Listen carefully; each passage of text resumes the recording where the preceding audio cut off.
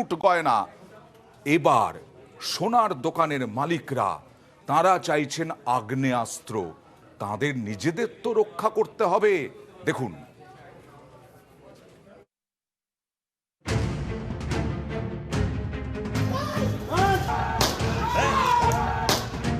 ভর সন্ধে ভরা বাজারে ডাকাতি, গুলি, সোনার দোকানে লুট। মালদার এই ঘটনায় আতঙ্কে সোনা ব্যবসায়ীরা। শুধু মালদা নয়, গত কয়েক মাসে বারবার দুষ্কৃতীরা টার্গেট করেছে সোনার দোকান। আত্মরক্ষা এবার তাই আগ্নেয়াস্ত্র রাখার কথা ভাবছেন জলপাইগুড়ির সোনা ব্যবসায়ীরা।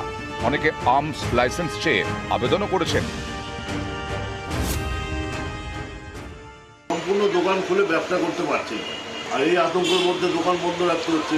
কাজে আমাদের যদি লাইসেন্স, বন্ধুদের লাইসেন্সটা দিয়ে দেয় তাহলে আমাদের পক্ষে খুব সুবিধা হয়, তাও তো একটু মনে জোর থাকবে। আমরা এই ব্যাপারে পুলিশের নিরাপত্তার দাবি ইতিমধ্যে জানিয়েছি এবং তার সাথে সাথে ব্যক্তিগত নিরাপত্তার খাতিরে অস্ত্র ব্যবহারের অনুমতিও আমাদের কিছু কিছু সদস্য চেয়েছেন। আমরা আশা করব পুলিশ প্রশাসন এবং জেলা প্রশাসন সেগুলোর ব্যাপারে ইতিবাচক ভূমিকা গ্রহণ করবেন। সিসি ক্যামেরা, পুলিশের টহল সবই আছে, তারপরেও আত্মরক্ষায় নিজেদের কাছে আগ্নেয়াস্ত্র রাখতে চাইছেন সোনা ব্যবসায়ীরা। জলপাইগুড়ি জেলা পুলিশ জানিয়েছে, একাধিক সোনা ব্যবসায়ী আগ্নেয়াস্ত্র রাখার অনুমতি চেয়ে আবেদন করেছেন। বিষয়টি বিবেচনা করে দেখা হচ্ছে।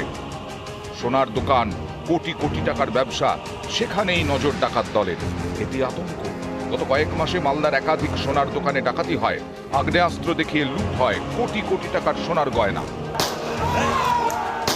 যে কাস্টমারগুলো সন্ধ্যের পরে আসে তারা কিন্তু এখন আসতে ভয় পাচ্ছে দোকানে। আমরা কিন্তু আর 8টার পরে দোকান খোলা রাখতে পারছি না ভয়ে। বহু মানুষ সিসি ফুটেজে সিসি ক্যামেরা লাগিয়েছেন। যেসব দোকানদাররা আর্মস গার্ড রাখতে পারবেন তারা আর্মস গার্ড প্রোভাইড করুন, কিন্তু আমরা কিন্তু এখনো কিন্তু ভীত সন্ত্রস্ত।